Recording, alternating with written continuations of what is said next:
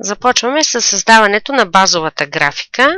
Маркираме данните и създаваме базовата диаграма.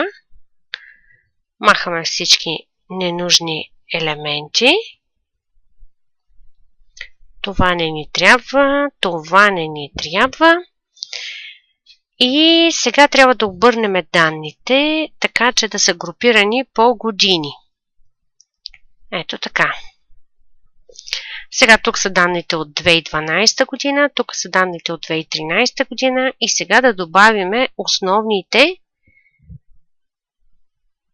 картинки.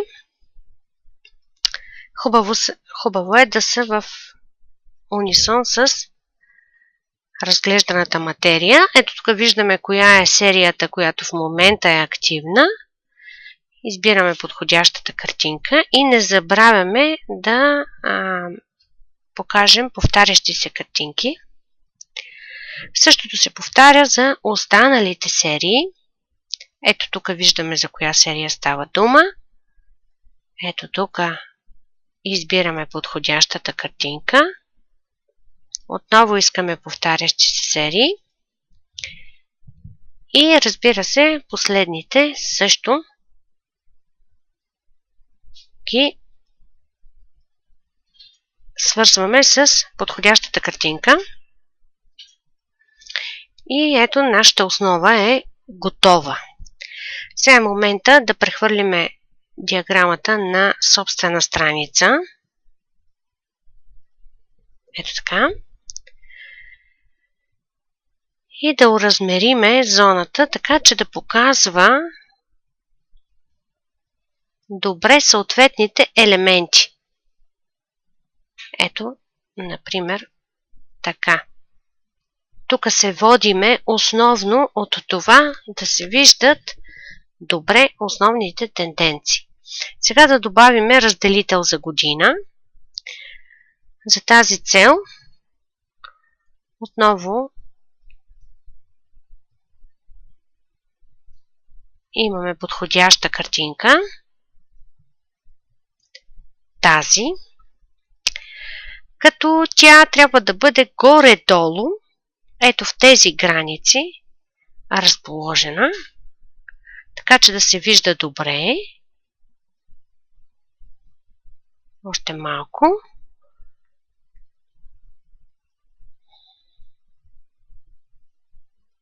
Така. Сега да добавиме елементи, които показват какво е движението от едната в другата година. За целта избираме да заградим в правоъгълник онези елементи, които изчезват или се появяват. Ето, това са продажбите, които в последствие изчезват. Тук. А сега да добавим индикатор за тези, които се появяват. Ето тези тук. Отново това да е празен правоъгълник и в подходящ цвят. Така, сега да добавим стрелки, които показват движението в каква посока е. Ето е лошата стрелка надолу. Например, ето тук. Ето така. В подходящия цвят. И хубавата стрелка нагоре. Ето тук.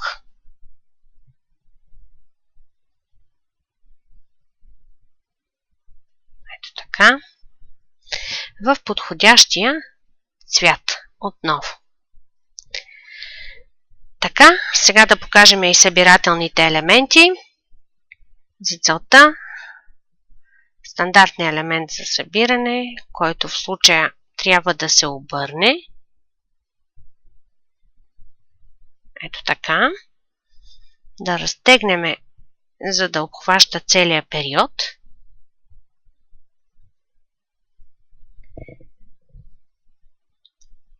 И да оформиме цветово. Извинете. Ето от тук линията. Например, тъмносиня. По-ясно ограничена. Да, така е добре. И може би малко по-ниско, за да остане място за текста.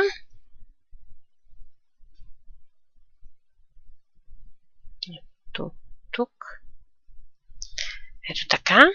И сега да добавиме важния извод за плюс 5% ръст. За тази цел ще добавиме текстов прозорец. Така.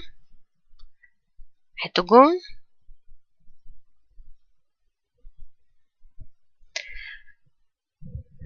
Увеличаваме го. Това е важна информация. И да оформим самия прозорец, който е добре да бъде с солидна линия, например тъмносиня, по-плътна. И сега да променим неговата форма, така че да изберем по-атрактивна. Ами, това е.